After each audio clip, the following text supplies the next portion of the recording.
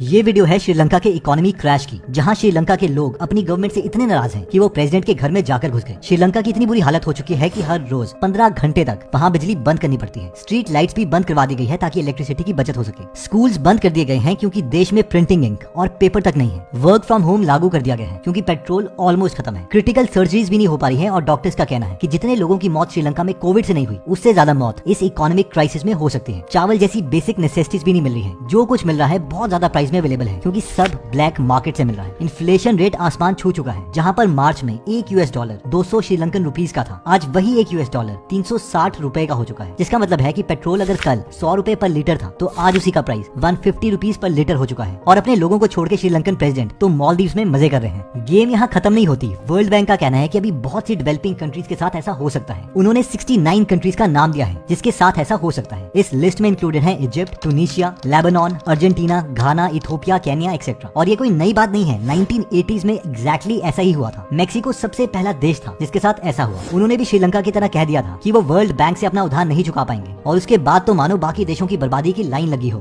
Brazil, चाइल, Argentina, Venezuela, Peru और even Ecuador सब में इकोनॉमिक क्राइसिस आ गए थे। अब श्रीलंका के जितना हो चुका है, यस ये कंसर्न करने वाली बात है। बट इससे पहले कि हम इंडियन स्टेट्स के बारे में बात करें, हम ये देखते हैं कि एग्जैक्टली श्रीलंका में हुआ क्या था। श्रीलंका की गिरती इकोनॉमी के मेनली दो रीजन हैं। पहला रीजन है श्रीलंका का टूरिज्म डिक्लाइन। श्रीलंका एक ट्रेवल डेस्टिनेशन है जहाँ खूबसूरत नजारे हैं, एक्सोटिक वाइल्ड लाइफ है और उनका कल्चर भी काफी रिच है। बहुत सारे लोग हर साल यहाँ पर आते हैं इस शानदार आइलैंड को एक्सपीरियंस करने के लिए। इन शॉर्ट, श्रीलंका काफी पैसा अपने टूरिस्ट से कमाता है। लेकिन अप्रैल 2019 में श्रीलंका ईस्टर बॉम्बिंग्स हुई। इस दिन एक टेररिस्ट ग्रुप ने 3 चर्चेज में और 3 होटल्स में सुसाइड बॉम्बिंग करवाई। इस बॉम्बिंग में 269 लोगों की जान गई, जिनमें से 45 फॉरेनर्स थे। इस वजह से कम्युनल टेंशन बढ़ गया। बॉम्बिंग्स के बाद इस्लामोफोबिया बढ़ता रहा और दंगे होने लगे, जिसकी वजह से लोगों ने श्रीलंका जाना बंद कर दिया। इसके बाद 2 और चीजें हुई जिससे टूरिज्म कम हुआ। पहला है कोविड और दूसरा है रशिया और यूक्रेन की वॉर। बहुत सारे रशियंस और यूक्रेनियंस भी श्रीलंका घूमने के लिए आया करते थे, पर वॉर के समय मॉस्को फ्लाइट्स बंद हो गई और यूक्रेन के लोगों ने भी वॉर की वजह से श्रीलंका आना बंद कर दिया। इन सब से कंट्री की इकोनॉमी गिरती रही। 2018 में 23 लाख टूरिस्ट श्रीलंका आए थे, लेकिन 2020 में ये नंबर गिर के सिर्फ 1,73,000 हो गया। पहले श्रीलंका की जीडीपी 13% टूरिज्म पर ही डिपेंडेंट किया करती थी। श्रीलंका की बुरी हालत का सेकंड मेन रीजन है श्रीलंका की गवर्नमेंट।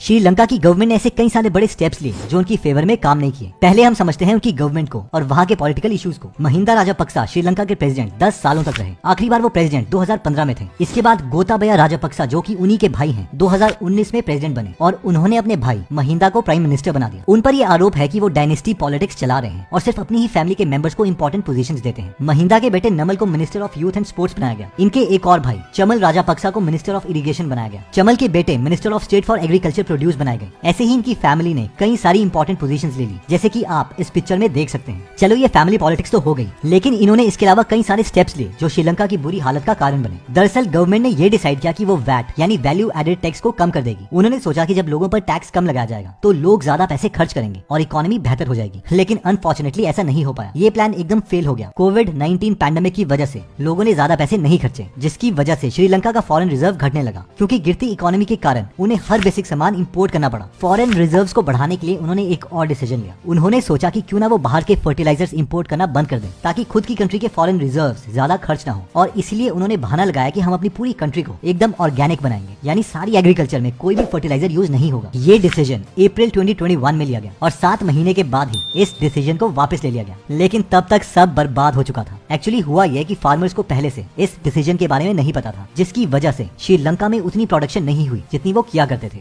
श्रीलंका का स्टेपल फूड व्हाइट राइस है और इस डिसीजन की वजह से चावल की प्रोडक्शन आधी हो गई, जिसकी वजह से चावल भी उन्हें बाहर से इंपोर्ट करना पड़ा और जो भी चीज इंपोर्ट की जाती थी उसके दाम बढ़ने लगे। पहले श्रीलंका रबर और टी खुद एक्सपोर्ट किया करता था, पर अब उन्हें ये भी इंपोर्ट करना पड़ा। इस सब डिसीजन के कारण उनका फॉरेन रिजर्व कम होता गया क्योंकि हर बेसिक सामान बाहर से लाया जा रहा था। बात इतनी बढ़ गई कि श्रीलंका ने लग्जरी गुड्स का इंपोर्ट भी बैन कर दिया ताकि इन लग्जरी आइटम्स के लिए पैसे ना खर्चने पड़े। इससे आप समझ गए होंगे कि इनकी इस वक्त हालत क्या हो चुकी थी। श्रीलंका ने पहले से ही लोन्स लेना शुरू कर दिया था, जिसका भुगताना अब उन्हें भरना पड़ रहा था क्योंकि उनका क्रेडिट स्कोर कम हो गया था। सबसे ज्यादा उन्होंने चाइना से लोन लिए थे, पर चाइना के लोन कोई आम लोन नहीं होते। चाइना ने कई सारी ऐसी कंट्रीज को लोन दिए हैं जो मुश्किल में है। प्लान ये होता है कि वो कंट्री जिसे लोन दिया जा रहा है वो उसे रीपे कर ही ना पाए और चाइना को एंड में उस प्रोजेक्ट में शेयर मिल जाए, और वो भी कम दामों में, क्योंकि ऑपोजिट कंट्री डिमांड करने की पोजीशन में नहीं होती। ऐसा ही हुआ श्रीलंका में। कई सारा इंफ्रास्ट्रक्चर बनाने के लिए चाइना से लोन्स लिए गए। इसमें से श्रीलंका का एक पोर्ट भी है जिसे बनाने के लिए पहले यूएस और इंडिया से लोन मांगा था, लेकिन वो रिजेक्ट कर दिया गया था। ये है हम्बनटोटा इंटरनेशनल पोर्ट। चाइना ने लोन देने के लिए एकदम से अग्री तो कर दिया, पर प्लान कुछ और था। श्रीलंका लोन नहीं दे पाया और उसकी वजह से वो पोर्ट चाइना को 99 सालों के लिए लीज पर देना पड़ा। इसके अलावा पोर्ट में चाइना का 70% स्टेक भी है और लोन वक्त पर ना रीपे करने पर तो आप जानते ही हैं क्या होता है, क्रेडिट रेटिंग कम हो जाती है, यानी कि अगली बार आपको लोन मिलना और मुश्किल हो जाएगा या फिर ज्यादा इंटरेस्ट रेट पर मिलेगा। अब जो देश अपने खुद ऑलरेडी खर्चे नहीं उठा पा रहा, उसे लोन कोई क्यों दे। आज श्रीलंका $51 बिलियन डेट में है। पैसे बोरो करने के लिए उन्हें सिर्फ शॉर्ट टर्म गेन्स मिले, लॉन्ग टर्म की बात करें तो वो डूबते ही चले गए। ये सारी मिस्टेक्स तो है ही, पर इसके अलावा श्रीलंका की गवर्नमेंट पर और भी आरोप है। श्रीलंका एयरफोर्स ने यह अनाउंस किया है कि महिंदा राजापक्सा और उनकी फैमिली ने पब्लिक फंड्स में से अपने प्रेसिडेंशियल इलेक्शन कैंपेन के लिए $17,300 यानी करीबन 22,78,000 रुपए खर्च किए सिर्फ ट्रैवलिंग पर।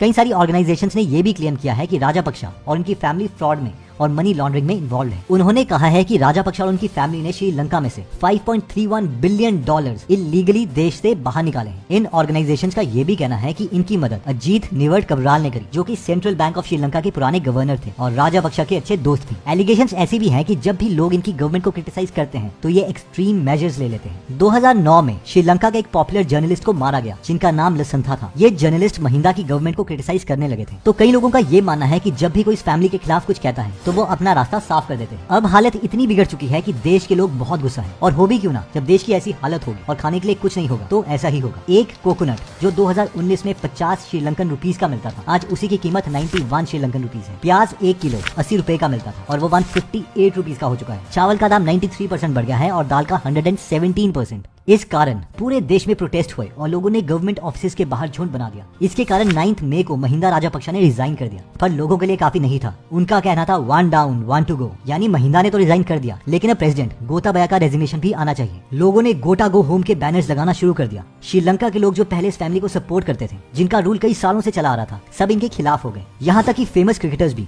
संगाकारा और जयसूर्या का नाम तो हमने सुना ही है, उन्होंने भी इस गवर्नमेंट के खिलाफ ट्वीट्स किए। फाइनली 13 जुलाई को प्रेसिडेंट गोताबाया ने भी रेजिग्नेशन दे दिया और वो आधी रात को श्रीलंका छोड़ के मालदीव चले गए। दरअसल लोग उनके रेजिडेंस पर टूट पड़े थे। कई सारी वीडियोस प्रेसिडेंट के रेजिडेंस से देखने को मिली। कुछ लड़के तो उनके बेड पर WWE मूव्स प्रैक्टिस कर रहे थे। कई प्रोटेस्टर्स स्विमिंग पूल पर डुबकी मारे थे। कुछ प्रोटेस्टर्स जिम करने लगे और कुछ लोगों ने तो वहाँ चाय बनाना भी शुरू कर दिया। गोताबाया ने डर के मारे देश को छोड़ना बेहतर समझा। उन्होंने जाते समय दिनेश गुनावर्देना को प्राइम मिनिस्टर बना दिया, जिन्होंने ऑफिस 22 जुलाई से ज्वाइन कर लिया और प्रेसिडेंट ने भी ऑलरेडी इमरजेंसी डिक्लेयर कर दी। पर अब आगे के स्टेप्स क्या होंगे? श्रीलंका ऐसी मुसीबत से बाहर कैसे निकलेगा? वर्ल्ड बैंक ने श्रीलंका को $600 मिलियन का लोन दिया है। इसके अलावा उनकी इंटरनेशनल मॉनेटरी फंड यानी IMF से भी बात चल रही है कि वो कैसे प्लान करेंगे और इस मुसीबत से उन्हें बाहर निकालेंगे। इसके अलावा और भी देशों से उन्हें लोन मिला है, जैसे कि इंडिया, जापान और चाइना। इंडिया ने श्रीलंका को $3 बिलियन का अमाउंट में मदद करी। इसमें से $1 बिलियन लोन के तौर पर दिया है। इसके अलावा 50 मिलियन का लोन फ्यूल के लिए भी दे दिया गया है। इनफैक्ट मुश्किल की घड़ी में श्रीलंका का सबसे बड़ा लेंडर इंडिया ही है। हिंदुस्तान से यूरिया और कई सारी इमरजेंसी की जरूरत का सामान भेजा गया है, जैसे कि मेडिसिन, फ्यूल और खाना। 100 से ज्यादा रिफ्यूजीज श्रीलंका छोड़ के इंडिया चले आए हैं और उन्हें मंदपम रेफ्यूजी कैंप में ले लिया गया है, जो कि 1900s में बनाया गया था और उस जमाने में श्रीलंका के प्लांटेशन वर्कर्स वहां आया करते थे। अब मेन सवाल पर आते हैं कि क्या इंडिया के साथ भी ऐसा होगा? दोस्तों, इससे पहले कि हम आगे बढ़े, अगर आप अपने फ्री टाइम में कुछ नया सीखना चाहते हैं तो आप गीगल एप्लीकेशन डाउनलोड कर सकते हैं, जहां पर हिंदी में फ्री में 180 से ज्यादा बुक समरीज अवेलेबल है, जिन्हें आप सुन भी सकते हैं और पढ़ भी सकते हैं। तो अगर आपको कुछ नया सीखने में मजा आता है तो इस एप्लीकेशन का लिंक हमने डिस्क्रिप्शन और फर्स्ट कमेंट में दे रखा है। ओके, तो वापस आते हैं इंडिया में। आज इंडिया का फॉरेन रिजर्व $593 बिलियन है और वहीं श्रीलंका का फॉरेन रिजर्व $1 बिलियन से भी कम है। इसे दूसरे तरीके से कंपेयर करें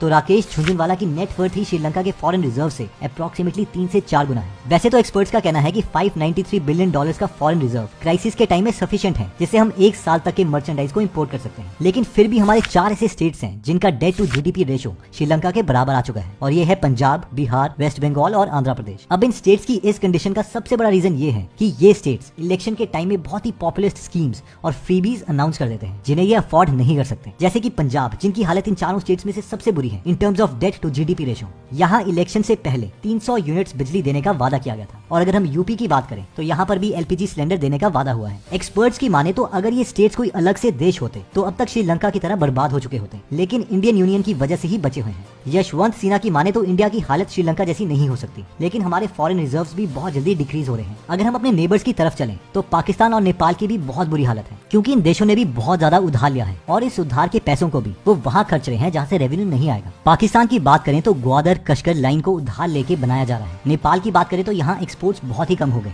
और इम्पोर्ट्स ज्यादा हैं, जिससे ट्रेड डेफिसिट बढ़ता जा रहा है, और अगेन इसे कम करने के लिए नेपाल लोन्स ले रहा है। वैसे इन सब के बारे में आपकी क्या राय है और हम सबको क्या करना चाहिए? कमेंट करके प्लीज जरूर बताइए।